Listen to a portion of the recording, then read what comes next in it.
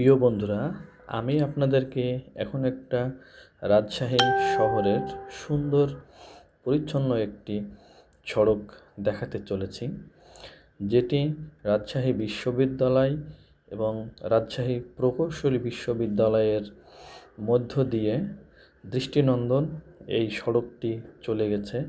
অট্টর মোড় হইতে মেহেরচণ্ডী রেল ওভারপাসের ওপর দিয়ে দায়রা পার্ক চৌরাস্তায় গিয়ে মিলিত হয়েছে।